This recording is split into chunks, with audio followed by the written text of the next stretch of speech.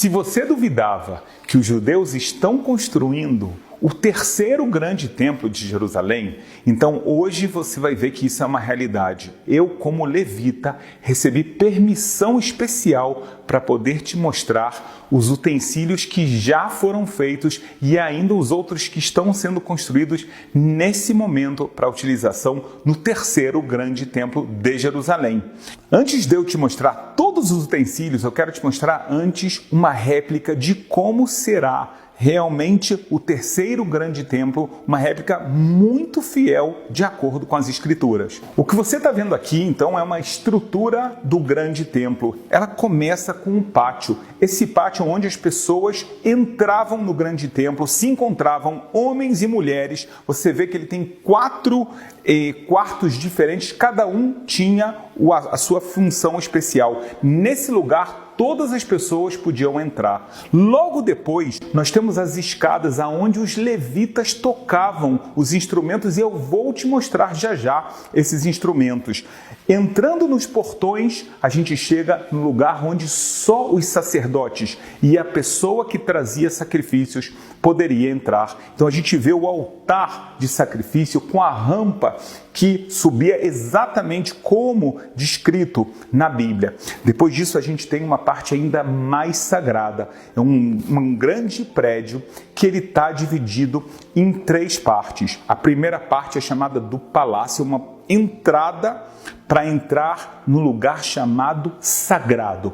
No sagrado existia o candelabro, a mesa de pães e o altar de incenso. Aqui um sacerdote entrava, cada um fazia um trabalho por dia, o incenso 2 vezes por dia. Só que ainda mais dentro, a gente entra no sagrado dos sagrados. O lugar que somente o sumo sacerdote entrava no dia do perdão. E o que existia lá? Estava lá a Arca da Aliança, com as tábuas da lei dentro, que só estava no primeiro grande templo de Jerusalém, não estava mais no templo de Esdras. Existe uma grande dúvida, o que aconteceu com essa arca? E é até importante você saber que a arca é um dos únicos utensílios que você não vai ver hoje. Por quê? Porque Deus ordena da Bíblia que só a arca original pode ser utilizada no grande templo. Então,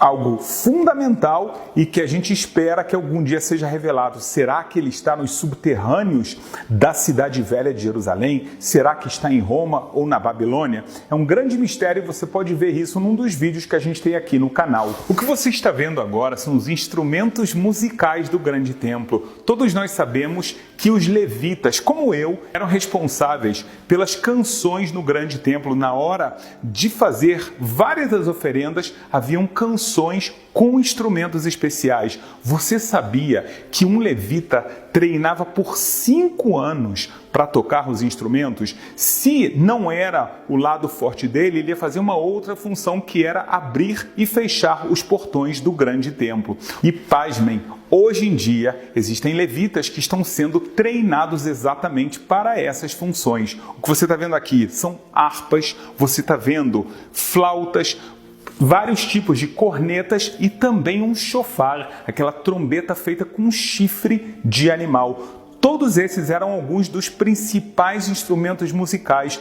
do grande templo. Esses instrumentos que você está vendo aqui são feitos exatamente de acordo com as especificações bíblicas dos instrumentos musicais. No grande templo, nós sabemos que as pessoas traziam oferendas animais, e vale a pena que você saiba de algo aqui. Hoje em dia, as pessoas fazem abate simplesmente para comer. No grande templo, as oferendas, partes iam para o altar como uma oferenda a Deus, mas a maior parte eram consumidas ou pelos sacerdotes ou pela própria pessoa que trouxe a oferenda. O que você está vendo aqui são os utensílios, onde o sangue era recebido dos animais e depois aspergido lá em cima do altar. E você está vendo também as medidas das oferendas de farinha, de azeite e de água. Por exemplo, você está vendo aqui aqui, então, uma medida de farinha, uma medida de azeite e outras medidas. Aqui embaixo, você está vendo, por exemplo, as facas das oferendas, que eram facas super afiadas para causar o menor sofrimento possível aos animais. Você está vendo aqui em cima, são outros utensílios, dessa vez para as oferendas de vinho. Logo depois, nós entramos em algo fascinante. Nós sabemos que existiam nas roupas dos sacerdotes várias cores, também nas cortinas utilizadas no tabernáculo originalmente. Como é que eram feitas essas cores? Uma dessas cores, chamadas no hebraico bíblico de tchelet, que é aquele azul um pouquinho esverdeado, esse azul ele era extraído exatamente do que você está vendo aqui, de algum tipo de caracol, do sangue de um caracol especial, e hoje em dia já foi redescoberto o sangue desse caracol e é extraído, e existem pessoas que voltaram a usar essa cor nas suas franjas de roupas. Você está vendo também a cor vermelha que existia no templo, que era extraída de um inseto, a conchinilha, e também a cor lilás, como você está vendo aqui atrás. Então isso aqui especialmente era usado nas cortinas, mais ainda nas roupas dos sacerdotes. Veja que detalhe fascinante. Aqui nós temos uma réplica incrível daqueles 2 oferendas que eram feitas no dia do perdão. 2 carneiros. Um deles ia para o sacrifício dentro do grande templo. O outro ia para o deserto chamado de Azazel. O sacerdote fazia então um sorteio e um deles estava escrito a palavra para Deus e o outro estava escrito a palavra para o Azazel. E ele colocava então essas placas em cada um dos cordeiros para não se enganar e fazer cada um no seu devido lugar. Olha só que fantástico! Nós conseguimos identificar as 12 pedras do peitoral exatamente descritas na Bíblia. Nós sabemos que quem fazia principalmente os trabalhos no grande templo eram sacerdotes e eles tinham roupas especiais.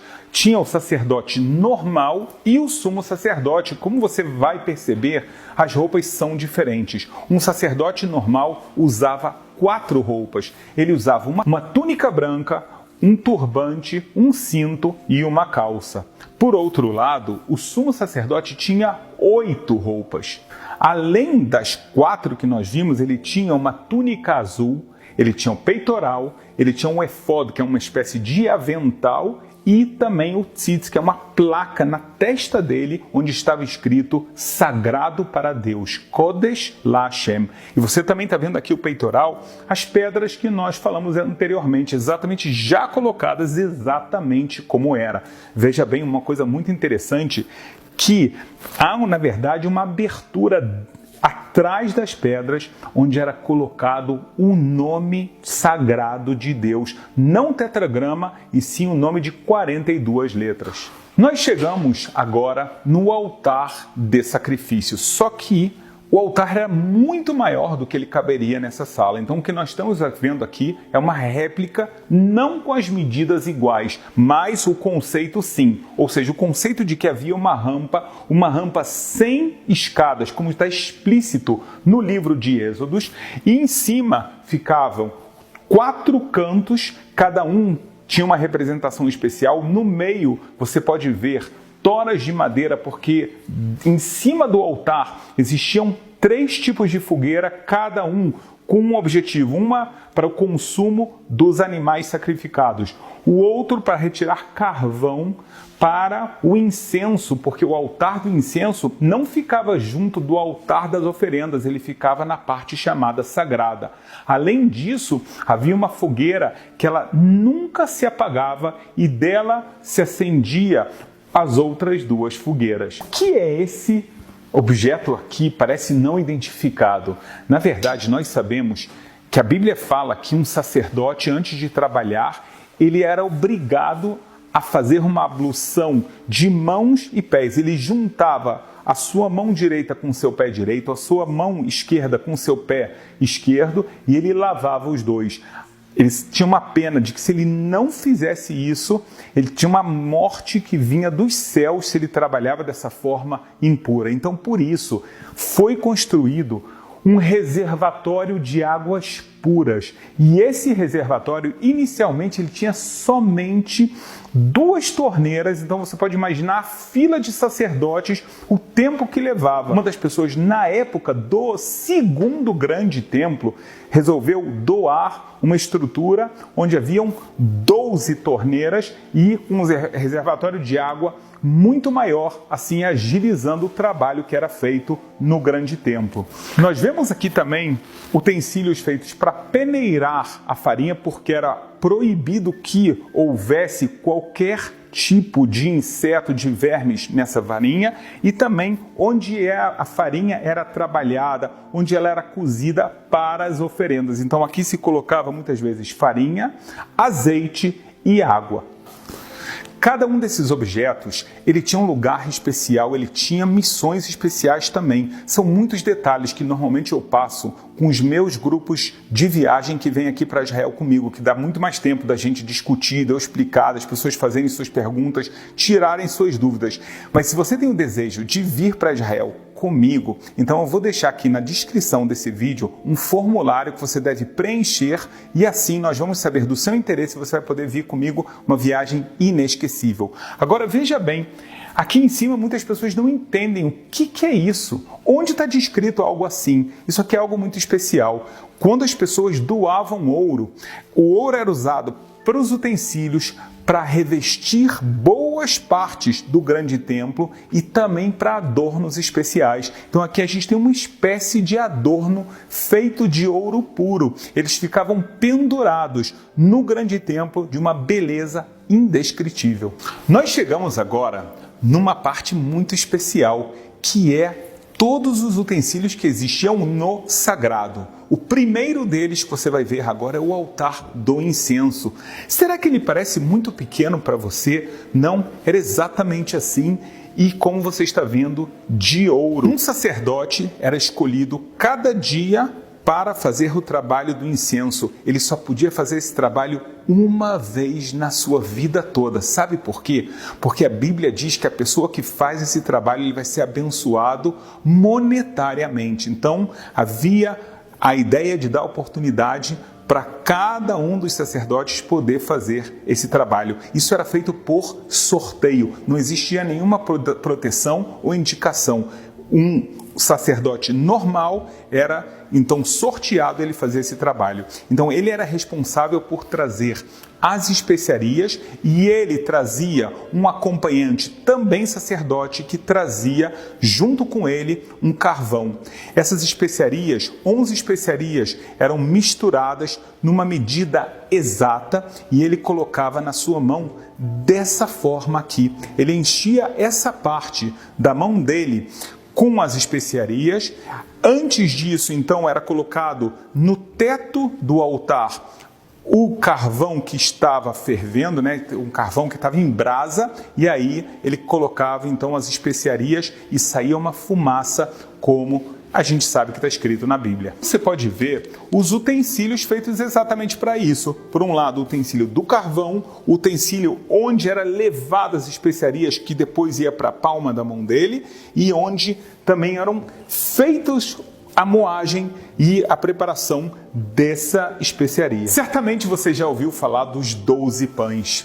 Esses 12 pães, eles tinham um formato especial e era um segredo a forma como eles eram feitos. Sabe que acontecia também um milagre. Eles eram colocados aqui nessa mesa maravilhosa de ouro, como você está vendo essa estrutura, 6 de um lado, 6 do outro.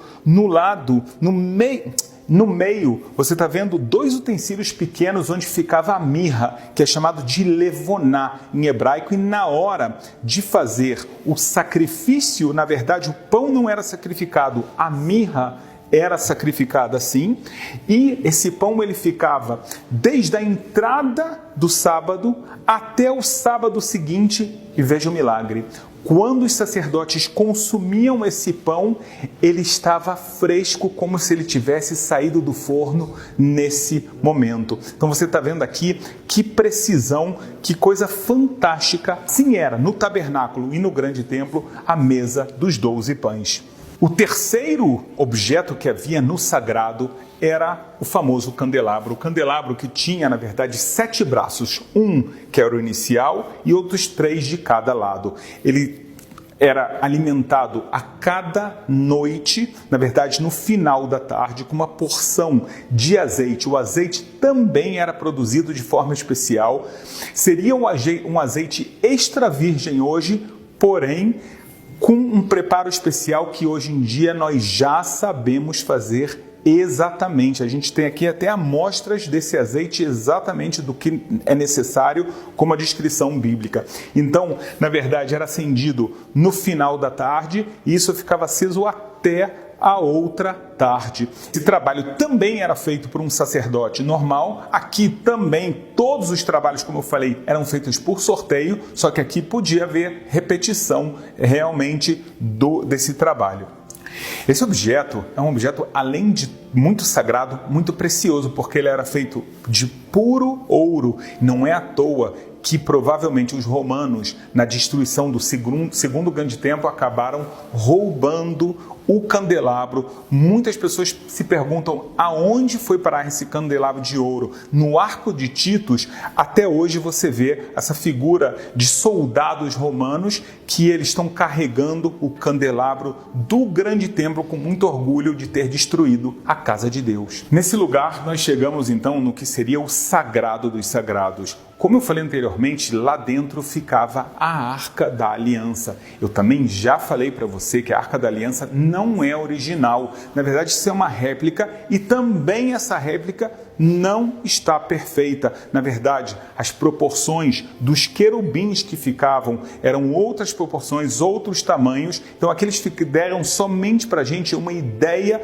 da beleza, da santidade desse lugar. Nós citamos anteriormente que somente o sumo sacerdote poderia entrar e no dia do perdão, onde ele fazia trabalhos muito especiais, ele trazia um incenso, ele aspergia o sangue, como a gente falou também, do cordeiro, daquele cordeiro que saiu no sorteio para Deus, ele fazia preces muito curtas e logo depois ele saía. Se ele entrasse no sagrado dos sagrados e não fizesse tudo de acordo com a lei da Bíblia, ele acabava morrendo lá dentro. Então você sabia que ele entrava com uma corda amarrado, porque se ele não saísse de lá, levou muito tempo, as pessoas entendiam que ele fez algum erro e acabavam tendo que puxar o corpo dele de lá. Então, na verdade, o sumo sacerdote, que era a única pessoa que entrava aqui, ele se preparava muito, estudava muito, até mesmo antes do dia do perdão, ele passava 7 dias intensos somente estudando e sendo instruído para fazer os trabalhos da forma mais correta possível. Nós chegamos numa parte muito interessante, porque o Estado de Israel está se preparando na prática para a construção do grande templo. Veja, a profecia de Isaías diz que acontecerá nos últimos dias que se firmará o monte da casa do Senhor e virão muitos povos. Então, a gente vê aqui que está sendo preparada uma infraestrutura de trens que vão chegar até a cidade velha de Jerusalém, para que todos possam frequentar, como também está escrito, que a minha casa será uma casa de preces para todas as nações. Então, todas as pessoas estarão convidadas para vir para o terceiro grande templo.